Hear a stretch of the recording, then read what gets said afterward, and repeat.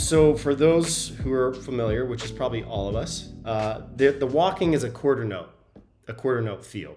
1, 2, 3, 4, 1, 2, 3, 4, 1, 2, 3, 4, 1, 2, 3, 4. When you listen to great bass players, the actual walking is not that simple.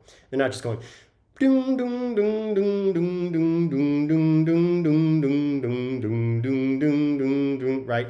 There's some skip beats, just like on the drums. We don't just go tang, tang, tang, tang, tang, tang, tang. We're going tang, tang, ta, tang, tang, ta, tang, tang, ta, tang.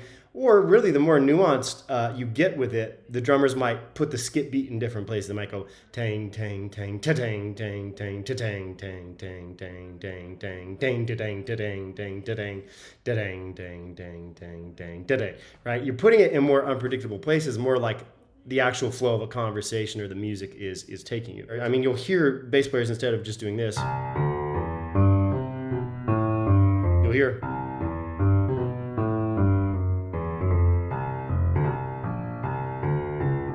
Right, I'm kind of over exaggerating it there, but that skip beat is also important. They'll even sometimes do triplets and things like this. But really the first step for me, I was actually able to sing a bass line over this pretty well, which is important to do. Remember, you are the instrument and the piano is your output device. So that's a Hal Galper quote, and I always come back to that. So you have to internalize bass lines, and what you have to do that is be able to sing the root motion. That is so crucial. Just being able to go bum dum boom dum bum dum doo dee doo. And then it's really about knowing your major scales and knowing that you can put a passing note into any place of this major scale.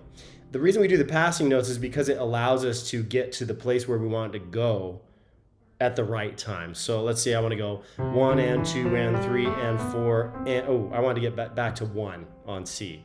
Well, let's put a passing note in 1 and 2 and 3 and 4 and 1, or 1 and 2 and 3 and 4 and 1, right? So knowing those scales, for example, if I go trying to connect a C major to an F minor, let's say I go 1, 2, 3, 4, 1, 2, 3, 4. Well, I could jump up, but let's do something a little bit smoother and scalar. Maybe we'll arpeggiate it and do something scalar. Let's try a couple different things here. Okay, so we got there. We want to get there and stick the landing on beat 1 of the next measure. Knowing our scales, we could, play consecutive notes or even some chromatic passing notes. Let's try a different one. Okay, so I was kind of skipping around within this sort of C scale portion here. I could do that, or I went, right? Sticking the landing and using a chromatic note to get there. You can do it totally diatonic, or you can do it with some passing notes, and that's where you hear some of the really interesting stuff going on. Hey, Noah here. Just want to let you know really quick that most of the content you're actually seeing on this channel is coming from completely free masterclasses that we've been holding. So if you actually want to join and be a part of those masterclasses, again, it's totally free.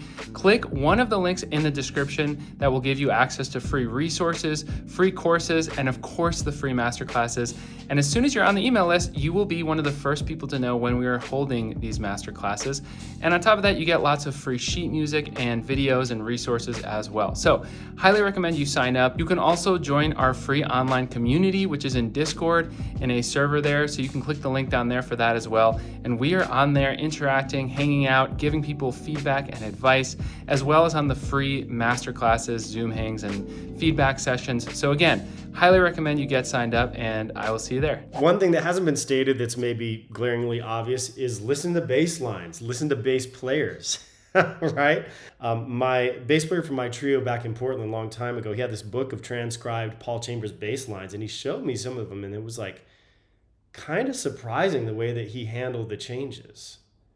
I mean, of course, he was at the top of the heap in terms of bass player, so he was maybe not reaching for the most obvious things, but some of the walking was really interesting. Where did he put those skip notes? Maybe he would actually land on the third of the chord first instead of our root. Right, occasionally instead of the root, the third. Yeah, so that's something that you get from just listening to others.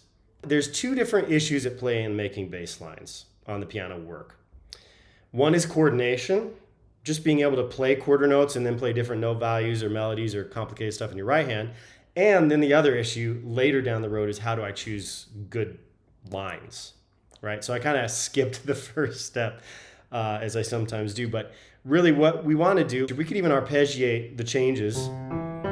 You know, it's got to be the voice leading principles still apply of moving smoothly and using, you know, close positions to get to things.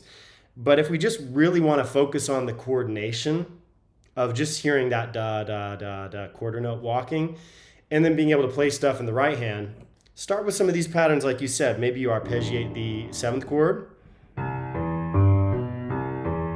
to an F minor. Now it's going to put you so far up and down the piano to do that maybe some of these other patterns that Noah talks about in some of his videos, the 1, 2, 3, 5 is a bass pattern. We often talk about that as a right hand soloing pattern, and Noah has a great video on, what's the Coltrane tune? Countdown, where he uses the 1, 2, 3, 5 in the bass line as well as soloing in the right hand. Definitely check that video out. But the 1, 2, 3, 5 is a great approach because it kind of contains you a little bit more.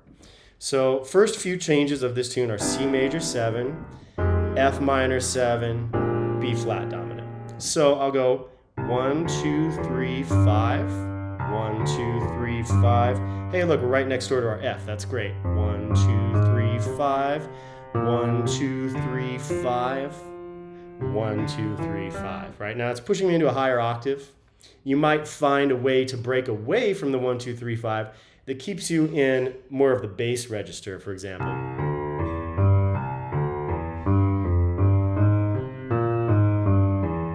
Right, I started coming down. I didn't find the best way to get there, but coming back down the scale that we play over B flat 7 to get me in that same sort of register. If you really want to restrict yourself and get creative through restriction, do bass lines and try to keep them only within an octave.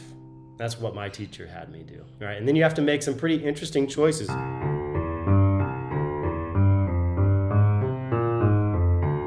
Right? Yeah, how am I getting down? Well, actually, I played an inversion of B flat 7 to get me down.